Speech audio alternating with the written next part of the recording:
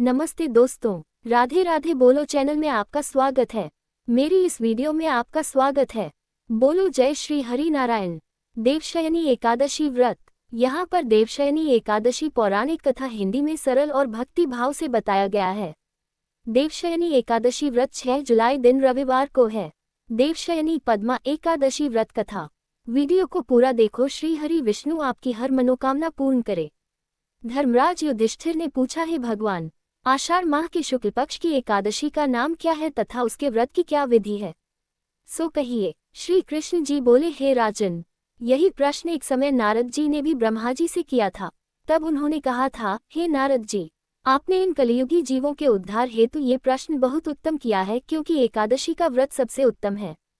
इसके प्रभाव से समस्त पाप नष्ट हो जाते हैं। इसका नाम देवशयनी है, जिसे कोई कोई पद्मा भी कहते हैं।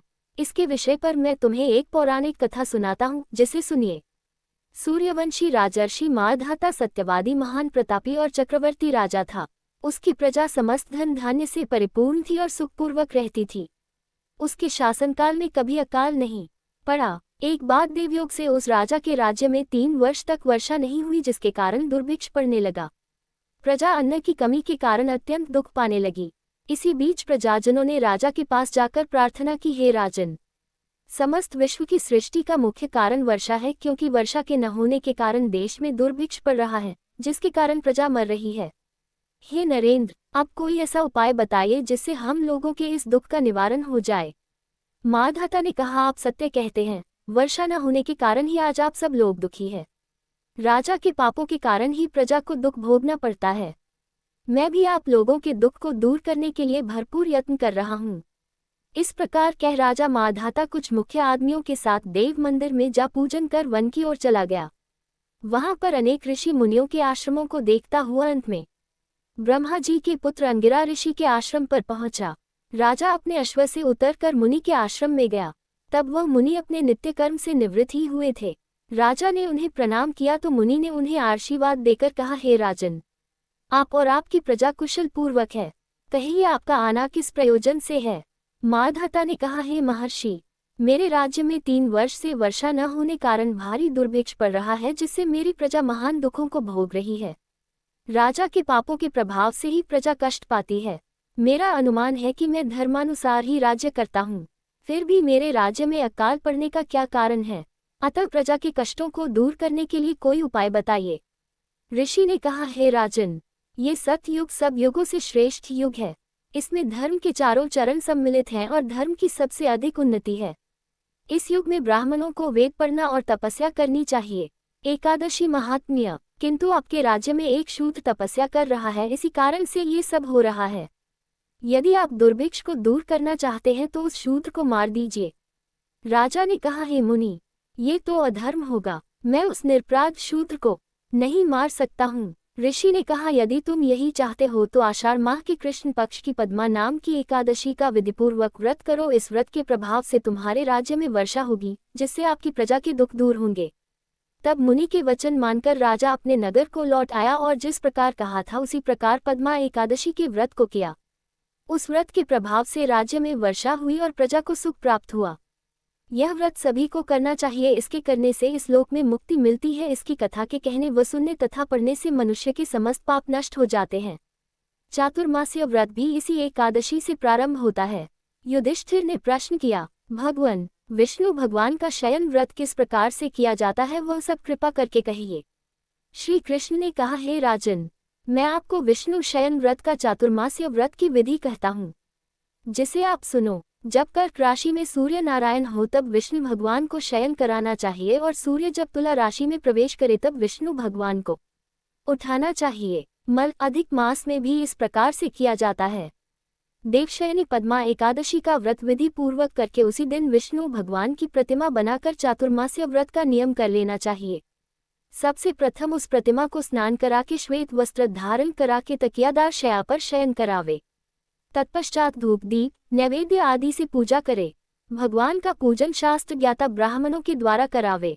तत्पश्चात प्रार्थना करे कि हे प्रभु, मैंने आपको शयन कराया है, आपके शयन से समस्त विश्व सो जाता है। हे प्रभु, आप जब तक शयन करें तब तक मेरे इस चातुर्मास्य व्रत को निर्विघ्न रखें। इस प्रकार शुद्ध मनोभावना से स्तुति करने के पश्चात दातुन आदि के नियमों को ग्रहण करना चाहिए। विष्णु भगवान के व्रत को प्रारंभ करने के लिए 5 रात का वर्णन है। देवशयनी एकादशी से देवोत्थानी एकादशी तक चातुर्मास्य व्रत को करना चाहिए। द्वादशी, अष्टमी, पूर्णमासी या संक्रांति को व्रत प्रारंभ करना चाहिए और कार्तिक मास की शुक्ल पक्ष की द्वादशी को समाप्त करना चाहिए। जो लोग इस व्रत को प्रति वर्ष करते हैं, सूर्य के समान देदीप्यमान विमान पर बैठकर विष्णु लोक को जाते हैं। हे नरेंद्र, अब आप इसका पृथक कार्यफल श्रवण करें। जो मनुष्य देवालय में रंगीन बेले बूटे अंकित करता है वह 7 जन्म तक ब्राह्मण होता है, और जो चातुर्मास्य में विष्णु को दूध, दही, शहद, घी और मिश्री के द्वारा एकादशी महात्म्य स्नान कराता है वह वैभव प्राप्त कर सुख भोगता है। जो पुरुष स्वर्ण, भूमि आदि का दान करता है वह स्वर्ग में इंद्र के समान रहता है। जो धूप, दीप, नैवेद्य, पुष्प आदि से पूजा करता है वह इंद्रलोक में अक्षय सुख भोगता है। जो लोग चातुर्मास्य में नित्य तुलसी दल भगवान को अर्पित करता है या स्वर्ग की तुलसी अर्पित करता है वह स्वर्ग के विमान पर सवार हो स्वर्ग जाता है। जो धूप दीप से विष्णु भगवान की पूजा करता है वह अनंत संपत्ति पाता है। जो चातुर्मास्य में नित्य प्रति अश्वत्थ वृक्ष तथा विष्णु की पूजा करता है वह विष्णु लोक को पाता है। चातुर्मास्य में जो पुरुष संध्या के समय देवताओं तथा ब्राह्मणों का दीपदान करते हैं वह विष्णु लोक को जाते हैं। जो मनुष्य भगवान का चरणामृत भक्ति पूर्वक लेते हैं वह संसार के आवागमन रूपी चक्र से छूट जाते हैं। जो देव स्थान में गायत्री मंत्र का 108 बार नित्य जप करते हैं वह किसी प्रकार के पाप में लिप्त नहीं होते हैं। जो एकादशी महात्म्य मनुष्य चातुर्मास्य में तिलों से गायत्री मंत्र द्वारा होम करते हैं और समाप्ति पर तिलों का दान करते हैं उनके समस्त पाप नष्ट हो जाते हैं और उन्हें निरोग शरीर तथा सुंदर संतान पैदा होती है। जो चातुर्मास्य अवधि में अन्न से हवन करते हैं और समाप्ति पर घी, घड़ा और वस्त्रों का दान करते हैं वे ऐश्वर्यशाली होते हैं। जो शिवजी या विष्णु जी के देवालय में गान करते हैं उन्हें रात्रि जागरण का फल मिलता है। चातुर्मास्य व्रत करने वाले मनुष्य को उत्तम ध्वनि करने वाला घंटा दान करना चाहिए। तत्पश्चात भगवान की स्तुति करके कहे कि हे प्रभु, हे जगतपति, हे विश्वपिता, पापहर्ता, जो मेरे द्वारा योग्य अथवा अयोग्य कर्मों से पाप उत्पन्न हुए हैं उन सबको नष्ट कीजिए। इस व्रत में जो नित्य ब्राह्मणों का चरणामृत पान करते हैं उनके समस्त पाप और दुखों का अंत हो जाता है और वह आयुवान तथा लक्ष्मीवान होते हैं। चातुर्मास्य व्रत के समाप्त होने के पश्चात गौ का दान करना चाहिए। एकादशी महात्म्य यदि गौ दान में असमर्थ हो तो वस्त्र दान अवश्य करें। जो ब्राह्मणों को नित्य प्रति नमस्कार करते हैं उनका जीवन सफल है और समस्त पापों से छूट जाते हैं। जो मनुष्य चातुर्मास्य की समाप्ति पर ब्राह्मणों को भोजन कराता है उस आयु तथा धन की प्राप्ति होती है। जो अलंकार दक्षिणा सहित सपुत्री कपिला गाय वेद ज्ञाता ब्राह्मण को दान करता है वह चक्रवर्ती, आयुवान, पुत्रवान राजा होता है और स्वर्ग में प्रलय के अंत तक राज्य करता है। जो मनुष्य सूर्य तथा गणेश को नित्य प्रति नमस्कार करता है उसकी आयु तथा लक्ष्मी की वृद्धि होती है। यदि गणेश जी प्रसन्न हो जाए तो वह मनवांछित फल पाता है। गणेश और सूर्य की स्वर्ण प्रतिमा दान करने से सब कामनाओं की सिद्धि होती है। जो महादेव जी की प्रसन्नता के लिए दोनों ऋतु में रूप दान करते हैं या जो प्रतिदिन तिल और वस्त्रों की सहित ताम्रपात्र दान करते हैं उनके यहाँ यथाविधि सुंदर शिव भक्त पुत्र रत्न उत्पन्न होता। एकादशी महात्म्य है जो मनुष्य धूप तथा पुष्पों से ब्राह्मणों की पूजा करते हैं और अन्न वस्त्र दान करते हैं तथा व्रत के समाप्त होने पर शया दान करते हैं उन्हें अक्षय सुख प्राप्त होता है और कुबेर के समान धनवान होते हैं। वर्षा काल में जो गोपी चंदन देते हैं उस पर भगवान प्रसन्न होते हैं। इस लोक में सुख भोग कर परलोक में मुक्ति करता है।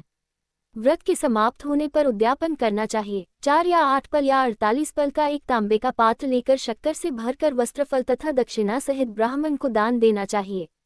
इससे समस्त रोगों का नाश होता है। इस दान के प्रभाव से बलवान कीर्तिवान संतान उत्पन्न होती है। यह मनवांछित फल देने वाली है। हे युधिष्ठिर, इस चातुर्मास्य व्रत को करने वाला मनुष्य गंधर्व विद्या में निपुण और स्त्रियों का प्रिय होता है। जो मनुष्य चातुर्मास्य व्रत में विप्रों को शाकफल आदि दान देते हैं तथा अंत में यथाशक्ति वस्त्र दक्षिणा दान करते एकादशी महात्म्य है वे सुखी राजयोगी बनते हैं।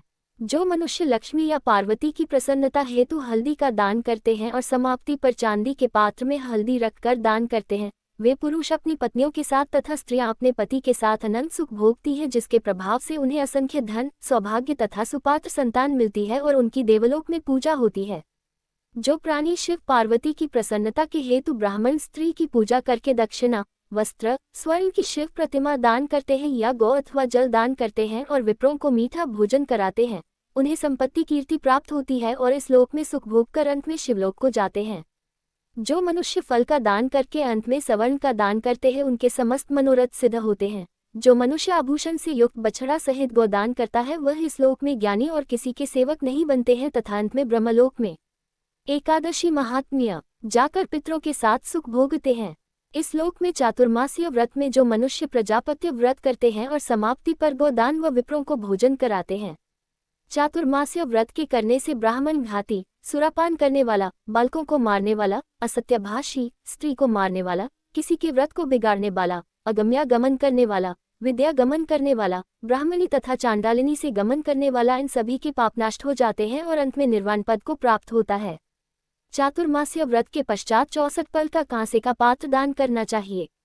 जो भूमि को लीप कर श्रीहरि का स्मरण करके भोजन करते हैं वे आरोग्यता प्राप्त कर पुत्रवान और धार्मिक चक्रवर्ती राजा होते हैं। उन्हें किसी भी शत्रु का भय नहीं होता। जो मनुष्य बिना याचना के आभूषणों से युक्त चंदन सहित बैल का दान करके दान लेने वाले को सत्रस भोजन कराते हैं उन्हें विष्णुलोक मिलता है।